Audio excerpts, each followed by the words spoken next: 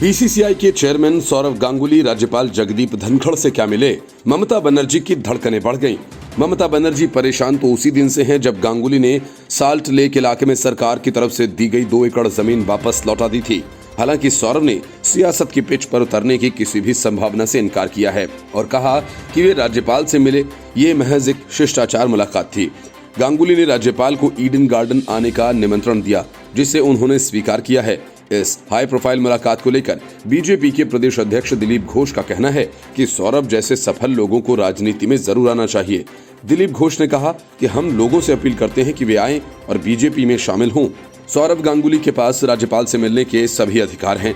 वह भारतीय cricket team के पूर्व कप्तान और मौजूदा बीसीसीआई के अध्यक्ष हैं। उनके जैसे सफल लोगों को राजनीति में जरूर आना चाहिए। बीजेपी हर किसी को साथ लेकर राज्य सरकार के खिलाफ लड़ाई लड़ने को तैयार है।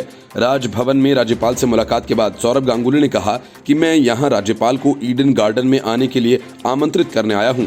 राज्यपाल आज तक ईडन गार्डन नहीं गए। वह आज ही ईडन गार्डन जाना चाहते थे, लेकिन मैंने उनसे कहा कि ये संभव नहीं है। यहाँ प्रैक्टिस मैच चल रहा है। मैंने उन्हें अगले हफ्ते आमंत्रित किया। ये सिर्फ शिष्टाचार भेंट थी। हालांकि अगले साल अप्रैल मई में होने वाले राज्य विधानसभा चुनाव के मद्देनजर गांगुली के राजनीति में आने के कयास लगाए जा रहे हैं। राज्यपाल ने कहा कि उन्होंने बीसीसीआई अध्यक्ष का यहां के ईडन गार्डन स्टेडियम में आने का न्योता स्वीकार कर लिया है। राजभवन के सूत्रों ने बताया कि गांगुली के राज्यपाल से मुलाकात का संबंध राज्य की राजनीतिक गतिविधियों से नहीं है।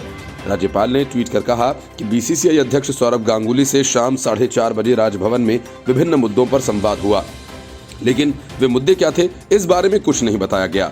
ये पहला मौका नहीं है जब सौरभ की राजनीति में उतरने के कयास लगाए जा रहे हों। साल 2011 के विधानसभा चुनावों के समय सौरभ के सीपीएम और टीएमसी में शामिल होने की चर्चाओं ने भी जोर पकड़ा था। तब सौरभ को लेफ्ट का करीबी माना जाता था। वाम मोर्चा सरकार ने सौरभ को कोलकाता के पूर्वी इलाके में स्कूल के लिए एक प्लॉट भी दिया था, लेकिन उसके गैर कानूनी पचड़ों में उलझने की वजह से वह नहीं मिल सका।